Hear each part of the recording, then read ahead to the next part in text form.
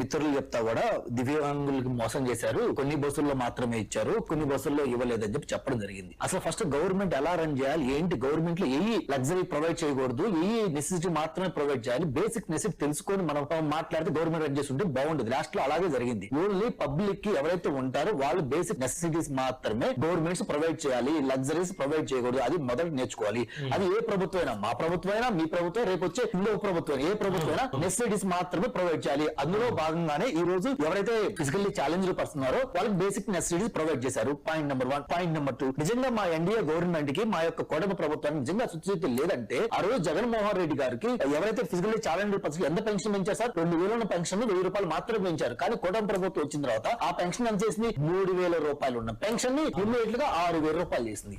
అలాగే దాదాపు 5000 రూపాయలు ఉన్న పెన్షన్ ని 15000 ఉన్నాయి చేసింది సార్. అంటే ఇది ఎంత గొప్ప పరిణామం, ఎంత మంచి పరిణామం సార్. మాకు చిత్తశుద్ధి ఉందా లేదా ఒకసారి దీంట్లో చెక్ చేసుకోవాలి. మాకు నిజంగా ఓట్లే కావాలంటే, ఓట్ల రాజకీయం ఏం చేయాలంటే, మేము లాస్ట్ టైం వాళ్ళు ఏం చేశారు? 250 రూపాయలు 200 రూపాయలు పెంచుకుంటూ అడిగారు వచ్చారు. మేము ఏం చేయొచ్చు? 100 రూపాయలు 150 రూపాయలు 200 రూపాయలు పెంచుకుంటూ వచ్చి లాస్ట్ ఒక 6 మంత్స్ ఎలక్షన్ అన్నా మొత్తం ఒకేసారి పెంచవచ్చు. కానీ మా లాంటి చిత్తశుద్ధి కాదు కాబట్టి, మంచి ప్రభుత్వం కాదు. ఇమ్మీడియట్ గా వచ్చిన దాని తర్వాత మొదటి సంతకం ఉప ముఖ్యమంత్రి గారు, ముఖ్యమంత్రి గారు కలిసి చేసిన సంతకం, కలిసి తీసుకున్న నిర్ణయంగా అది మేము ముందుకు పెట్టాం సార్. సో అంటే ఇప్పుడు వికలాంగుల మీద మాకు చిత్తశుద్ధి ఉందా లేదా సోదరులు అది చెప్పాలి సార్. చెప్పి తీరాల్సిన అవసరం ఉంది. నిజంగా మీకు లేదు, నిజంగా అన్ని బస్సులు పెడతామంటే లాస్ట్ ఏదైతే 5 years ఉన్నారో అందులో మన జగనన్నే ముఖ్యమంత్రిగా ఉన్నారు కదా, మన జగనన్నకి మంచి మెజారిటీ ఉంది కదా, మంచి ఎమ్మెల్యే ఉన్నారు కదా, మరి మీరు ఎందుకు ఉచిత బస్సు పథకం పెట్టలేదు వికలాంగులకి? మరి పెట్టి ఉండాలి కదా. మరి ఎందుకు మీరు ఆ డెసిషన్ తీసుకోలేదు? మీరు ఆ డెసిషన్ తీసుకోవడం బాక మేము ఒక డెసిషన్ తీసుకుంటే దాంట్లో పొలం ఎలా పెట్టాలని చూస్తే, అంటే అమ్మ బెట్టడు అరకను ఇది అనే సామెతకి వీళ్ళు ఒక ఎగ్జాంపుల్ అయ్యారు సార్. మొదటి 1. నెక్స్ట్ 1 ఇంకపోతే ఈ సోదరులు చెప్తున్నారు, ఏం చెప్తున్నారు?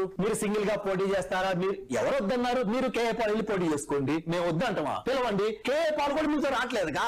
కేఏ పాల్ కూడా మీ జగన్మోహన్ రెడ్డి గారితో వెళ్ళి మీరు కలిసి పోటీ చేస్తారు అంటలేదుగా. మీ దగ్గరికి ఎవరు రావట్లేదు, ఎవరు నమ్మట్లా. ఎంత అన్యాయం సార్ ఇది. సోదరులు ఇదే బీజేపీ తగ్గించుకుంటే 11 సీట్లు వచ్చి రేపు 12 సీట్లు 13 సీట్లు, లేదంటే ఆంధ్ర రాష్ట్ర ప్రజలు దయచేసి అట్లీస్ట్ అపోజిషన్ లీడర్ కి ఎన్నైతే సీట్లు అవసరం అన్ని సీట్లు ఇస్తారు. ఇదే తగ్గించుకుంటే కొంచెం బాగుపడతారు. మా పార్టీతో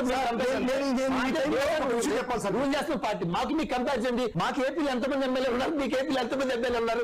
కంపేర్ చేయండి. మీకు మాకు 2-3 ఎమ్మెల్యేలు తేడా. కంపేర్ చేయి ఒకసారి. ఏపీ వరకు కంపేర్ చేయి. నువ్వు ఓటు బ్యాంకు ఆ 40% ఓటు బ్యాంకు ఉన్నా కానీ రేపు నీకు మళ్ళీ ఎన్నో సీట్లు వస్తాయి కదా. మళ్ళీ నువ్వు జగన్మోహన్ రెడ్డి గారు వెళ్ళి నారా చంద్రబాబు నాయుడు గారి దగ్గర లేదా పవన్ కళ్యాణ్ దగ్గరికి వెళ్ళి ప్లీజ్ సార్ మాకు అపోజిషన్ లీడర్ ఇవ్వండి సార్, ప్లీజ్ సార్ మాకు అపోజిషన్ లీడర్ సార్ అడుక్కోవడమే కదా. అందుకు మీరు చేసేదే ఉంది, సాధించేదే ఉంది. అది కాదు మీరు చెప్పాల్సింది. మీరు సింగిల్ గా పోటీ చేయండి. మా పార్టీలు ఎలా పోటీ చేయాలో మా అధినాయకుడు మోడీ గారు డిసైడ్ చేస్తారు, లేదా మాధవ్ గారు డిసైడ్ చేస్తారు, లేదా చంద్రబాబు నాయుడు డిసైడ్ చేస్తారు, లేదా పవన్ కళ్యాణ్ గారు ముగ్గురు కూర్చొని మేము డిసైడ్ చేస్తాం సార్. మీరేమో డిసైడ్ చేయడానికి లేదు. పవన్ కళ్యాణ్ గారు మీరు కాదు ఒకే సోదరం మేము మాట్లాడద్దు లేదు. మేము విడిపోవాలనుకోండి. పవన్ కళ్యాణ్ ఒక అడుగు పక్క చేస్తాను, ఆయనకు అపోజిషన్ లెటర్ వస్తుంది కదా. మీరు ఇంకా పోయి అడుక్కోవాలి కదా. ప్లీజ్ పవన్ కళ్యాణ్ బయటకు వెళ్తే అపోజిషన్ ఆయన అవుతారు కదా సార్. ఆయన అవుతారు కదా. ఆయన అవుతారు కదా. సార్ ఇక్కడ ఎన్ని ఎమ్మెల్యేలు ఉన్నాయి అన్నది మాత్రమే ఇంపార్టెంట్.